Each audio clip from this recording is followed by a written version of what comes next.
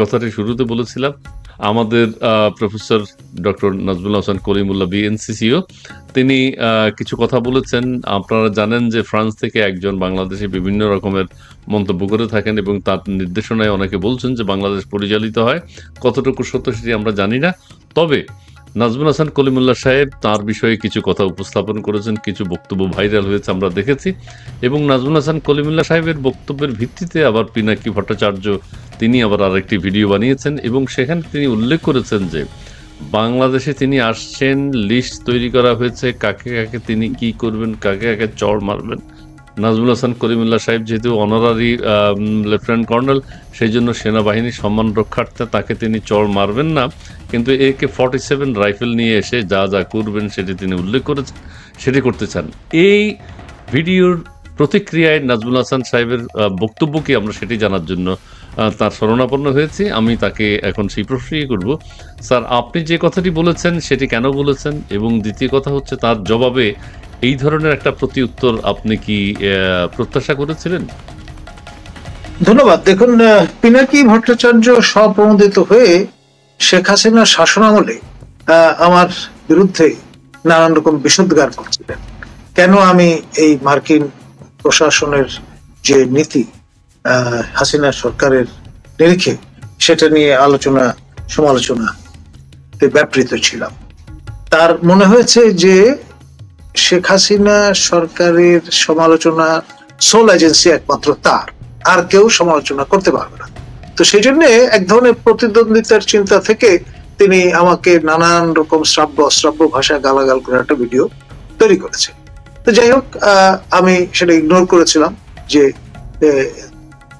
পাগলে কিনা কয় ছাগলের কিনা খায়, ধরে একটা কথা আছে না, সেই বিবেচনায় পরবর্তীতে খেয়াল করে দেখলাম যে তিনি আপনার তার যেই ভাষা ভঙ্গি, অঙ্গ প্রত্যঙ্গ, আপনার যেভাবে যে ভঙ্গিমায় তিনি ব্যবহার করেন সেটি দৃষ্টিকটু, এবং সেই জন্য আমি স্বপ্রণোদিত হয়ে একজন শিক্ষক হিসেবে মনে হলো যে তাকে বলা দরকার যে কেউ তো সাহস করে কিছু বলবে না তাকে, কারণ তিনি এতই শক্তিশালী বলে নিজেকে মনে করেন এবং আমাদের সরকার তাকে এতটাই আমল দেন যে তাকে কেউ সদুপদেশ দিতে পারবে না, সে অবস্থানে কেউ নেই।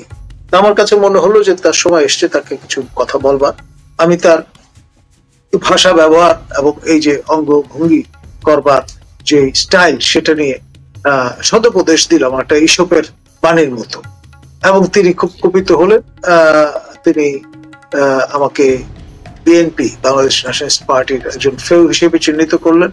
তারপর আপনার তিনি একই সঙ্গে তারেক, যিনি আমজনতা পার্টির একজন তরুণ তুর্কি নেতা, তাকে গালিগালাজ করলেন, এবং এরপরে তিনি তার দুই মুরিদকে লেলিয়ে দিলেন, এবং তার মধ্যে একজন অবসরপ্রাপ্ত লেফটেন্যান্ট কর্নেল মুস্তাফিজ, তিনি নিউ ইয়র্কে থাকেন এবং নানান ঘটনা ঘটিয়ে তিনি পার্সন নন গ্রাটা হয়েছেন।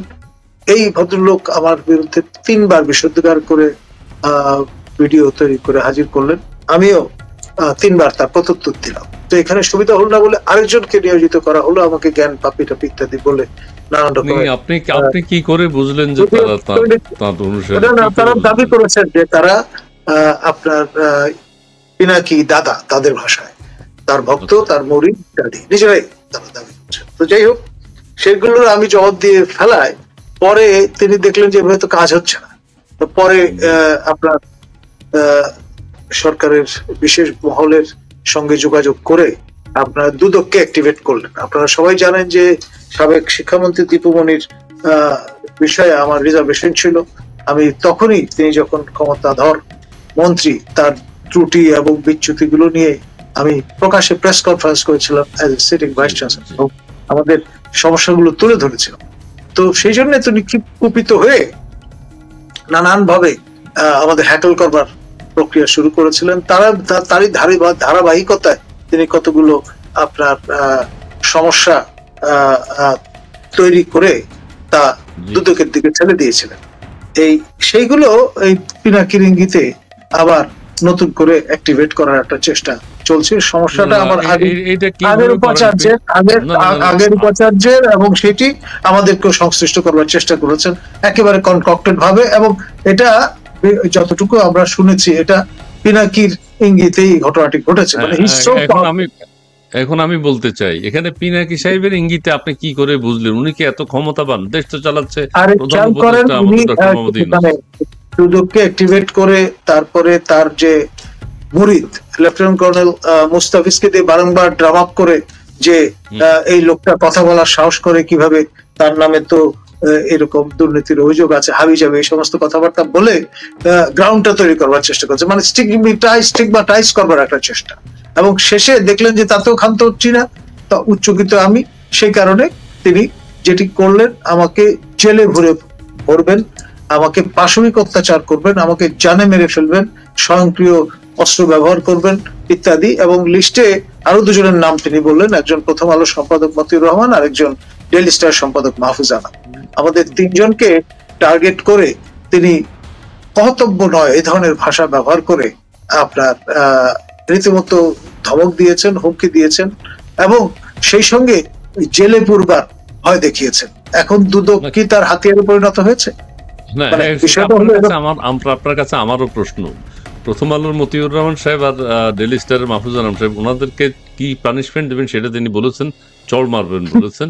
আপনাকে চড় মারা হবে না, আপনার জন্য AK-47 নিয়ে আমরা বিভিন্ন রকম আলোচনা শুনছি, আমাদের এয়ারপোর্টও নাকি AK-47 এর ম্যাগজিন ধরা পড়ে। সেই ক্ষেত্রে তিনি এক উসিলায়, অনেকে বলছেন তিনি দেশে আসছেন না কেন, এখন তো তাঁরই সরকার দেশে আসছেন না কেন? এখন যেটি বোঝা যাচ্ছে যে আপনাদের যেহেতু লিস্ট করেছেন, তিনি অন্তত দেশে আসবেন বলে ধারণা করা হচ্ছে। কি মনে হয়? তিনি AK-47 ব্যবহার করার ঘোষণা দিয়েছেন এবং তা আপনার পাশবিক অত্যাচারের হাতিয়ার হিসেবে ব্যবহার করবেন। তারপরে দুদককে ব্যবহার করে জেলের ভাত খাওয়াবেন, তারপর জেলখানায় ঢুকে কিভাবে আমাদের উৎপীড়ন করা যায় সেটি নিশ্চিত করার চেষ্টা করবেন।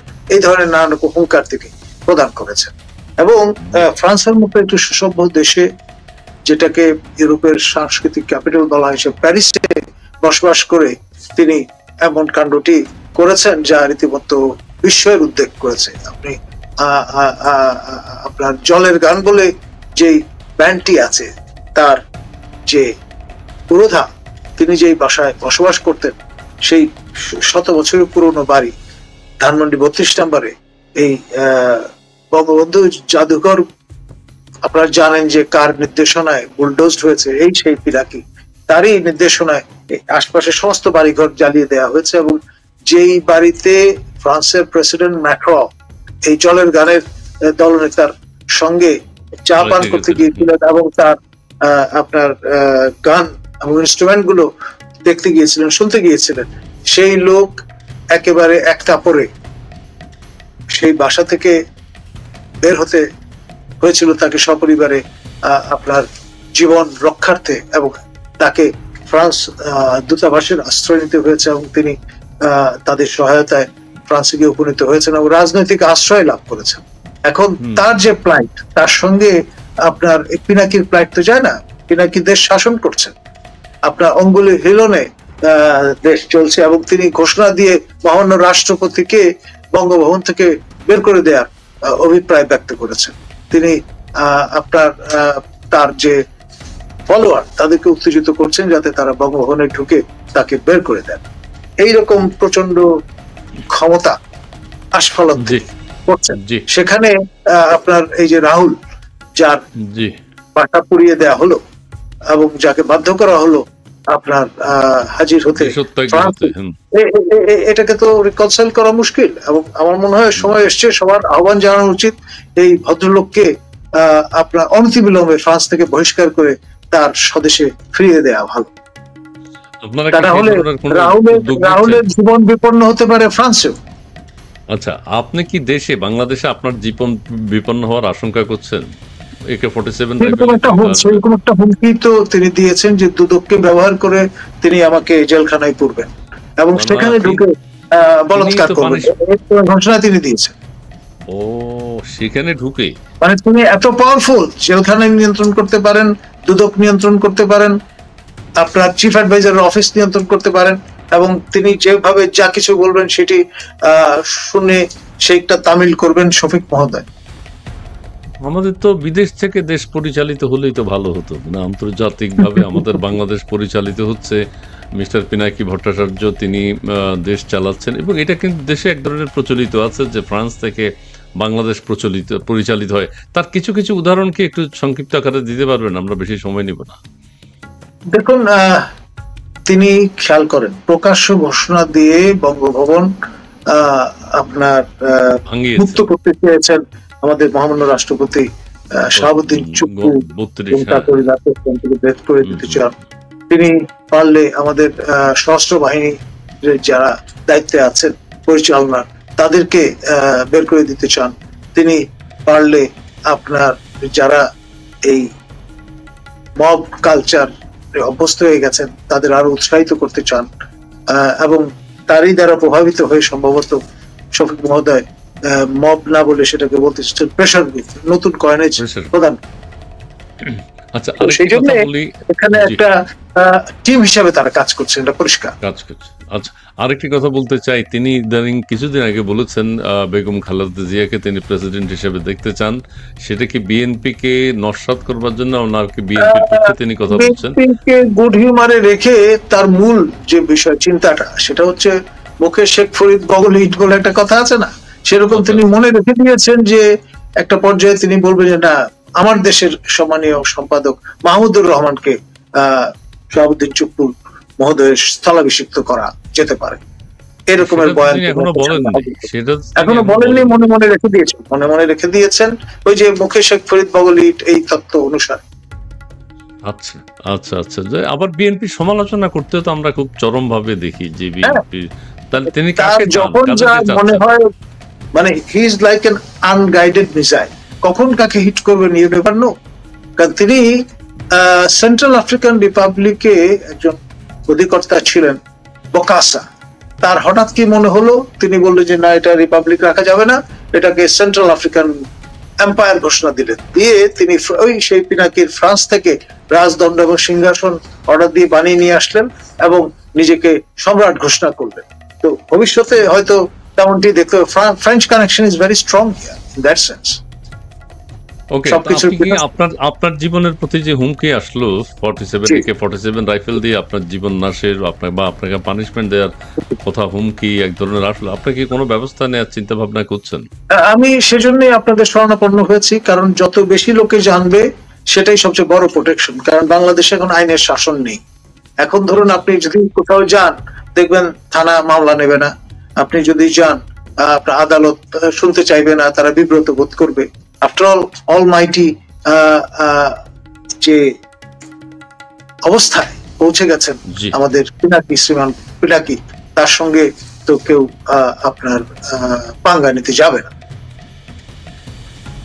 জি জি, আপনাকে অনেক ধন্যবাদ। তবে আপনি নিরাপদে থাকতে চেষ্টা করবেন, আপনি নিরাপদ জায়গায় থাকতে চেষ্টা করবেন। এই ব্যাপারে আপনি কি দেশের জিডি করার কোনো ইচ্ছা আছে? না, আমার যেহেতু এখানে এখন আর আইনের শাসন অবশিষ্ট নেই, সে কারণে আমি সেই পথে হাঁটবেন না। ওকে, আমরা তাহলে কি শেষ করতে পারি? জি অবশ্যই। কলিমুল্লাহ স্যারের কাছে সর্বশেষ উনি আফিফা হোসাইন অন্তরা, তিনি বলছেন কলিমুল্লাহ স্যারের কাছে প্রশ্ন, বাংলাদেশ সেনাবাহিনী সাবেক অবসরপ্রাপ্ত একাধিক মেজর বা ঊর্ধ্বতন কর্মকর্তা ছিলেন, তারা বিভিন্ন টক শো ভিডিও বানায় এবং বিভিন্ন অ্যানালাইসিস করে, কিন্তু অবাক হতে হয় যে তারা কিভাবে ভুল বানোয়াট মন গড়ায় ইতিহাস অ্যানালাইসিস করে, কিছু জনগণ সেটাই খায়। বাংলাদেশ সেনাবাহিনীর এই অবসরপ্রাপ্ত অফিসারদের এমন মূর্খতার বহিঃপ্রকাশ বিশ্বে কি বাংলাদেশ সেনাবাহিনীর যোগ্যতা, দক্ষতা এবং জ্ঞান চর্চা নিয়ে প্রশ্নবিদ্ধ হচ্ছে না? এটা বলেই শেষ স্যার। জি ধন্যবাদ।